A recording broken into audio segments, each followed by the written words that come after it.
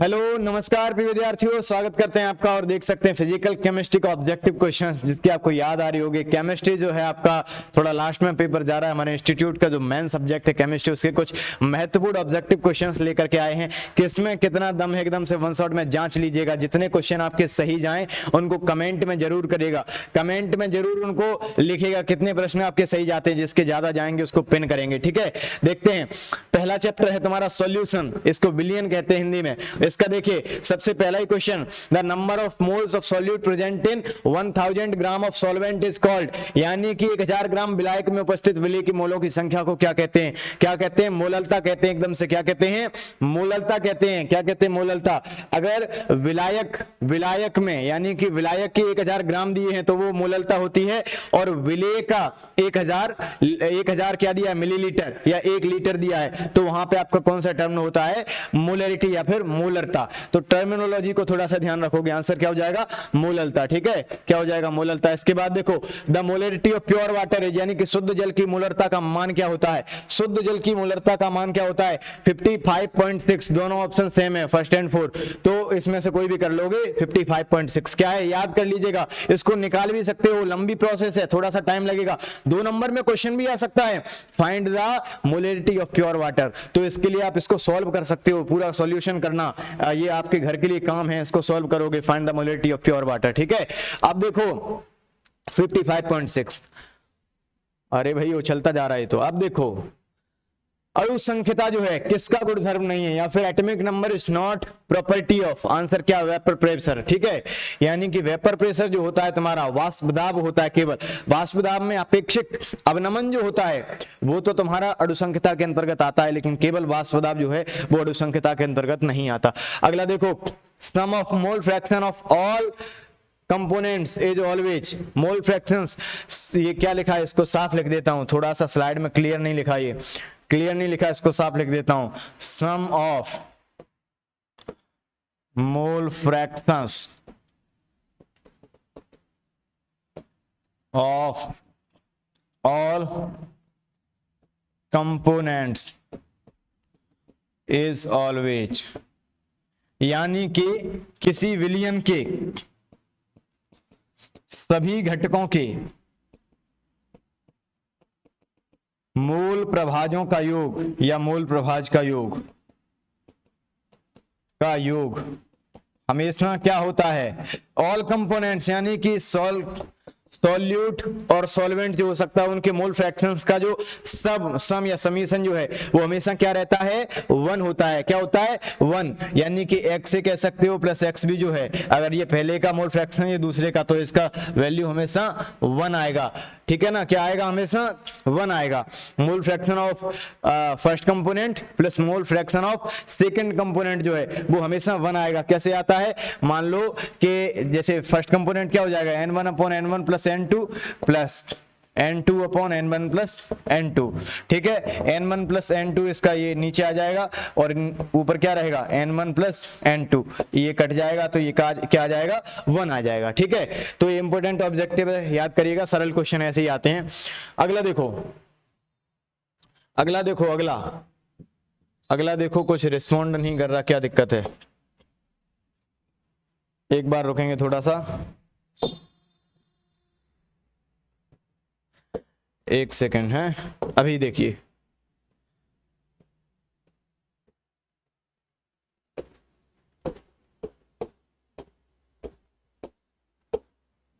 हाँ अब देखो, ये क्या आंसर है तुम्हारा? 1, आंसर आ गया 1। अगला देखो, colligative properties directly proportional to, अणुसंख्यक गुण जो हैं किसके समानुपाती होते हैं? कॉलिगेटिव प्रॉपर्टीज जो होती हैं वो डायरेक्टली प्रोपोर्शनल किनके होती है? तो आप जानते हो कॉलिगेटिव प्रॉपर्टी जो होती हैं वो डायरेक्टली प्रोपोर्शनल किसके होती है? नंबर ऑफ मोल्स या नंबर ऑफ एटम्स कह सकते हो, नंबर ऑफ मोल्स या नंबर ऑफ एटम्स, यानी कि अणुसंख्यक गुण जो होते हैं किसके समानुपाती होते हैं? मोलों की संख्या या किसके? परमाणुओं की संख्या, वो भी विलेय, ठीक है। विलेय की मोलर द्रव्यमान की एक ही बात है, विलेय की मोलर द्रव्यमान की या विलेय के मोलों की संख्या के, ठीक है। मोलर मास ऑफ सॉल्यूट, ये सबसे अच्छा टर्मिनोलॉजी है, ठीक है। Acetone and carbon disulphide, acetone and carbon disulphide is an example of. Acetone और कार्बन डाइसल्फाइड जो है, एसीटोन और कार्बन डाइसल्फाइड जो है किसका एग्जाम्पल है, ये कौन सा डेविएशन दर्शाता है, यानी कि धनात्मक और ऋणात्मक विचलन होते हैं। आपने पढ़ा था विलयन जो होते हैं राउल्ट के नियम का पालन करते हैं वो तो होते हैं आदर्श विलयन, और जो राउल्ट के नियम का पालन नहीं करते हैं वो कौन से होते हैं, अनादर्श विलयन, यानी कि नॉन आइडियल सॉल्यूशन।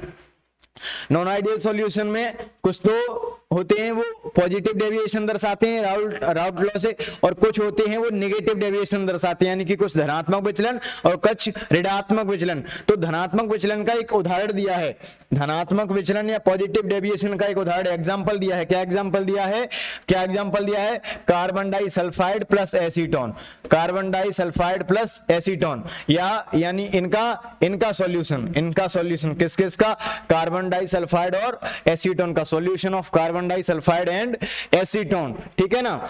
अब कह रहा है इसका एक ट्रिक याद कर लो पॉजिटिव की, धनात्मक, हिंदी मीडियम के लिए एक बढ़िया ट्रिक है, धनात्मक मतलब पॉजिटिव को हिंदी में धनात्मक कहते हैं। धनात्मक का उदाहरण क्या है, कार्बन डाइसल्फाइड प्लस एसीटोन, या ऐसे लिख सकते हो CH2 प्लस एसीटोन, एसीटोन का भी लिखना चाहो तो लिख लेना फॉर्मूला, ठीक है। अब ये ट्रिक याद क्या रखो, इसमें CS ऐसा लग रहा है कास लिखाओ, कास धन, जिन लोगों के पास धन होता है ना धनात्मक, जिनके पास धन होता है उनकी टोन बदल जाती है, उनकी टोन एकदम से कैसी हो जाती है, लपक झपक टोन हो जाती है उनकी। तो कह रहा है कि काश मेरी भी ऐसी टोन होती, काश ऐसी टोन होती, काश ऐसी टोन होती मेरी भी, काश ऐसी टोन होती, कैसी, धन वालों जैसी। तो उदाहरण क्या हो जाएगा, काश से CH2 या कार्बन डाइसल्फाइड, और ऐसी टोन होती से एसीटोन। CH2 और एसीटोन का जो विलयन है वो कैसा है, धनात्मक या पॉजिटिव डेविएशन दर्शाता, कैसा दर्शाता है, पॉजिटिव डेविएशन, याद रखिएगा दोस्तों, ठीक है, बहुत इंपॉर्टेंट है। इसके बाद देखो solution that have some molar concentration, एक सॉल्यूशन जो है वो कुछ मोलर कंसंट्रेशन यानी कि कोई विलयन जिसकी सांद्रता होती है, जिसकी सांद्रता ज्ञात होती है, तो वो क्या कहलाता है, isotonic. Solution that have some molar concentration, same molar concentration, माफ कीजिएगा, जो आइसोटोनिक सॉल्यूशन किन्हें कहते हैं, जिनके समान सांद्रताएं होती हैं, जिनका सेम मोलर कंसंट्रेशन होता है, उनको क्या कहते हैं, आइसोटोनिक, उनको क्या कहते हैं, आइसोटोनिक, सेम मोलर कंसंट्रेशन होता है, यानी कि क्या कह सकते हो, आइसोटोनिक सॉल्यूशंस की परिभाषा डेफिनेशन बन जाएगी, solutions that have same molar concentration are called, कैसे, आइसोटोनिक, कैसे कहलाएंगे, आइसोटोनिक, ठीक है। अगला देखो, number of gram equivalents of solute per litre of solution is called, यानी कि number of gram equivalents of solute यानी कि विलेय के ग्राम तुल्यांकों की संख्या 1000 ग्राम, यानी कि 1000 मिलीलीटर, 1000 मिलीलीटर बिलियन में, या फिर 1 लीटर बिलियन में, 1 लीटर और 1000 मिलीलीटर एक ही बात है, में घुले हुए विलेय के ग्राम तुल्यांकों की संख्या को क्या कहते हैं, दोस्तों, नॉर्मेलिटी, क्या कहते हैं, नॉर्मेलिटी, ठीक है। इसके बाद देखो, hydrostatic pressure that prevents the flow of solvent through a semi permeable membrane, यानी कि एक हाइड्रोस्टैटिक जो प्रेशर होता है वो दाब जो कि विलायक के अणुओं की गति को रोक देता है, वो क्या कहलाता है, तुम्हारा ऑस्मोटिक प्रेशर या परासरण दाब, क्या कहलाता है, परासरण दाब। अब देखो, a solution that distill at the same temperature without changing its composition is called, यानी कि एक सॉल्यूशन जो गर्म होता है, एक बिलियन जो समान ताप पर क्या होता है, समान ताप पर उबलता है, उसका कंपोजिशन जो संगठन होता है वो चेंज नहीं होता, 1 बिलियन जो बिना संगठन को बदले समान ताप पर उबलता है, क्या कहलाता है दोस्तों, स्थिर क्वाथी एजियोट्रॉपिक इंग्लिश में, ठीक है। अगला देखो वैल्यू ऑफ, स्थिर क्वाथी भी 2 प्रकार के होते हैं, एजियोट्रॉपिक कौन कौन से होते हैं, एक होता है उच्च क्वथनांकी, एक होता है निम्न क्वथनांकी, ठीक है। Value of one half factor in case of association and dissociation, value of one half factor in case of association and dissociation. समझ लो अगर एसोसिएशन होता है और डिसोसिएशन होता है तो दोनों में वन हाफ फैक्टर की वैल्यू देख लो। मतलब कि एसोसिएशन क्या होता है, संगुणन, है ना, और डिसोसिएशन क्या होता है, वियोजन। तो एसोसिएशन की कंडीशन में क्या हो जाता है, आई जो हो जाता है लेस देन 1, और डिसोसिएशन की स्थिति में क्या हो जाता है, आई ग्रेटर देन 1। याद रखना, ठीक है। ये वन हाफ फैक्टर कहते हैं, आई को क्या कहते हैं, वन हाफ फैक्टर या वन हाफ घटक, वन हाफ गुणांक भी कई बार कह लेते हैं, ठीक है। अगला देखो, ऑर्डर लिखा है, ऑर्डर ऑफ ऑस्मोटिक प्रेशर और osmotic pressure of BaCl2, barium chloride, sodium chloride और ग्लूकोज, इनका ऑर्डर निकालना है, किसका, ऑस्मोटिक प्रेशर का। तो क्या हो जाएगा ऑर्डर तुम्हारा, BaCl2 is greater than, BaCl2 is greater than, क्या हो जाएगा ऑर्डर दोस्तों, BaCl2 is greater than NaCl is greater than glucose. It is your correct order, ठीक है। ऑस्मोट किसका है, ऑस्मोटिक प्रेशर, या कह सकते हो परासरण दाब। अगला देख लो, इलेक्ट्रोकेमिस्ट्री में आ जाओ, ठीक है।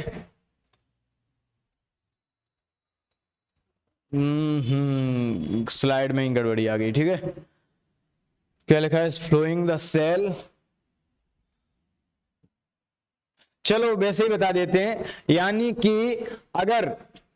ये कह रहा है कि थोड़ा सा वैसे समझा देते हैं। ये कह रहा है कि तुम्हारी एक सेल बनी है, सेल है पूरी की पूरी, और उसमें क्या है, उसमें अगर करंट नहीं बह रहा है, current is not passing through the cell, तो जो दोनों तुम्हारे जो ये सिरे होंगे, इनके बीच में जो पोटेंशियल डिफरेंस होगा, या कह सकते हो पोटेंशियल डिफरेंस, यानी कि विद्युत विभव, पोटेंशियल डिफरेंस, इसको क्या कहते हैं, यानी कि ये जो एनोड और कैथोड होते हैं तुम्हारे, इनके बीच में जो पोटेंशियल डिफरेंस रहता है उसको क्या कहते हैं, जब सेल से करंट जो है पास नहीं हो रहा, यानी कि जब किसी सेल से विद्युत धारा प्रवाहित नहीं होती है, तब सेल के दोनों सिरों के मध्य विभवांतर को क्या कहते हैं, ईएमएफ या इलेक्ट्रोमोटिव फोर्स या विद्युत वाहक बल। अब देख लो, in cell the process of oxidation is at, oxidation की प्रोसेस किस सिरे पर होती है, सेल में कौन सी रॉड पर ऑक्सीडेशन की प्रोसेस होती है। सेल में नॉर्मली दो रॉड रहती हैं तुम्हारी, एक कैथोड रॉड, एक एनोड रॉड, या कह सकते हो हिंदी में दो छड़ रहती हैं, दो सिरे रहते हैं, एक कैथोड सिरा, एक एनोड सिरा। तो किस सिरे पर ऑक्सीडेशन या ऑक्सीकरण की प्रक्रिया होती है, किस सिरे पर होती है, एनोड रॉड पर। किस पर होती है, एनोड रॉड पर। तो इसके लिए ट्रिक याद रख लो, ट्रिक क्या याद रख लो, LOAN, नॉर्मली जैसे डेनियल सेल वगैरह के लिए, ठीक है, LOAN, left oxidation, anode, left oxidation और एनोड, यानी कि लेफ्ट में लगती है तुम्हारी, लेफ्ट में जो लगती है वो एनोड होती है, और उस पर क्या होता है, ऑक्सीडेशन होता है, और उसका जो पोटेंशियल जो तुम्हारा है वो निगेटिव होता है। कैसा होता है, निगेटिव होता है, ठीक है। अगला देख लो, the unit of cell constant is, cell स्थिरांक की इकाई क्या है, सेल कांस्टेंट की इकाई क्या है, मीटर इनवर्स या सेंटीमीटर इनवर्स। आप जानते हैं सेल स्थिरांक की इकाई क्या हो जाएगी तुम्हारी, सेल स्थिरांक की इकाई क्या है, सेल स्थिरांक की इकाई तुम्हारी होती है या तो मीटर इनवर्स कह सकते हो, एम इनवर्स, या कई बार सेंटीमीटर इनवर्स भी कह लेते हैं इसको, ठीक है। अगला देखो, unit of conductance is, conductance यानी कि हिंदी में कहते हैं उसको चालकत्व, हिंदी में क्या कहते हैं, चालकत्व। यूनिट ऑफ कंडक्टेंस पूछ रहा है, what is the unit of conductance, Hindi में क्या कह सकते हो, चालकत्व की इकाई क्या है, चालकत्व की इकाई, या कह लो एसआई इकाई, क्या है? चालकत्व की एसआई इकाई क्या है? अब चालकत्व कहते थे पहले, लेकिन फिर आईयूपीएसी ने थोड़ा सा सुधार किया और चालकत्व की जगह एक पद दिया दूसरा, चालकता। चालकता को ज्यादा बेस्ट माना जाता है अब, ठीक है। चालकता की एसआई इकाई क्या है? चालकता की एसआई इकाई क्या है? चालकता की एसआई इकाई क्या हो जाती है भाई? चालकता क्या है? प्रतिरोध का व्युत्क्रम होता है, प्रतिरोध के व्युत्क्रम को क्या कहते हैं? चालकता। और प्रतिरोध यानी कि आर, रेजिस्टेंस जो है उसकी सिंपल इकाई तुम्हारी क्या है?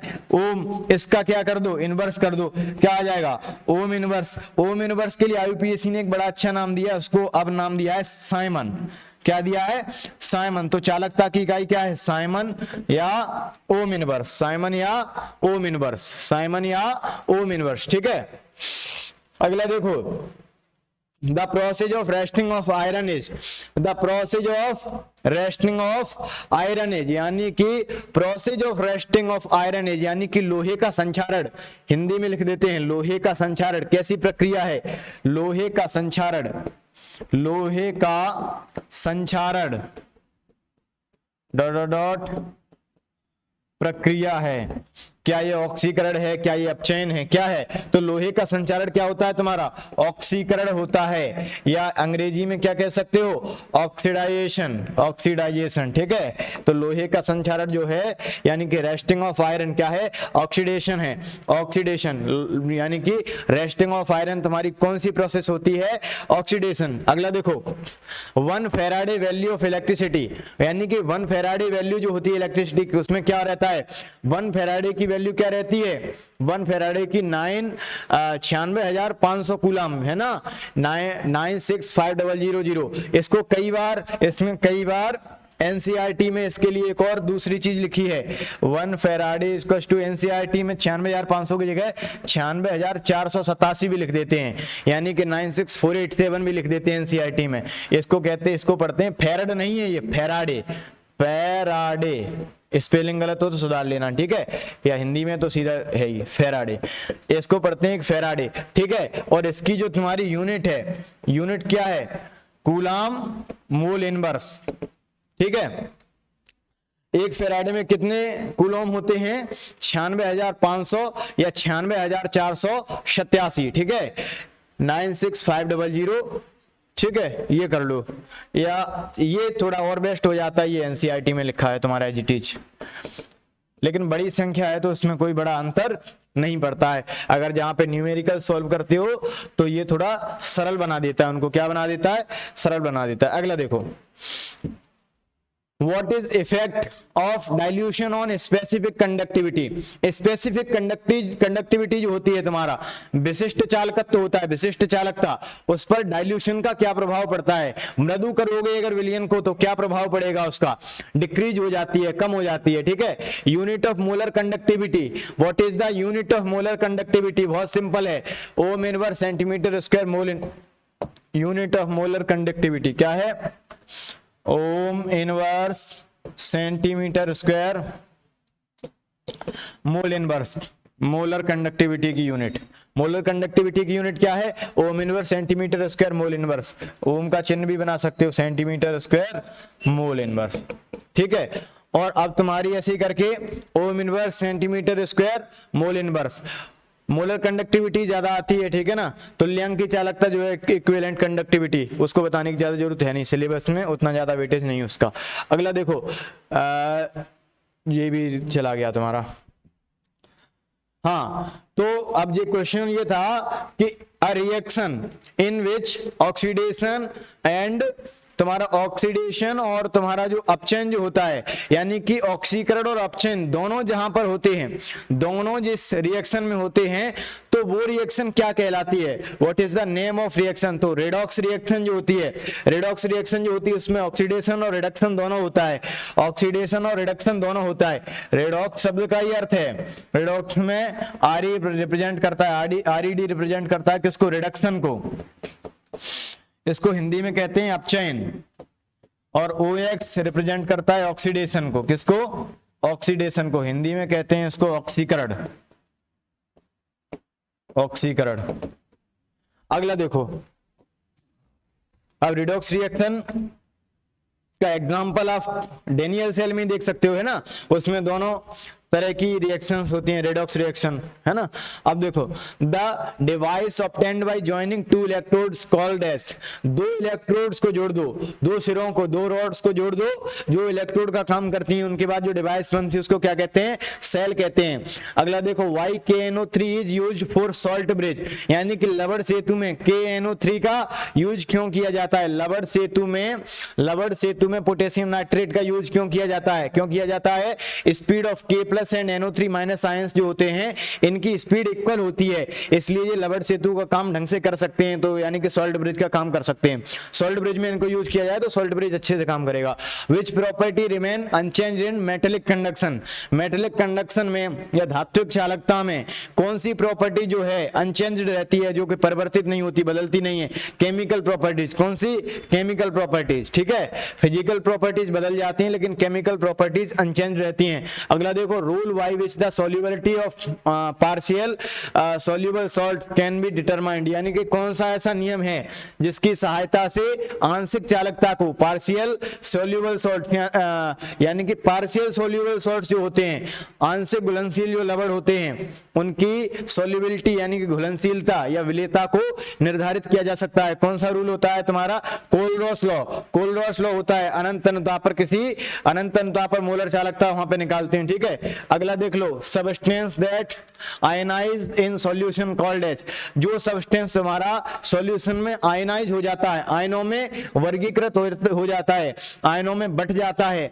मतलब आयनीकृत हो जाता है हिंदी में कहें, उसको क्या कहते हैं, इलेक्ट्रोलाइट। उसको क्या कहते हैं, इलेक्ट्रोलाइट या विद्युत अपघट्य। विद्युत अपघट्य, विद्युत अपघट्य, विद्युत अपघट्य होता क्या है,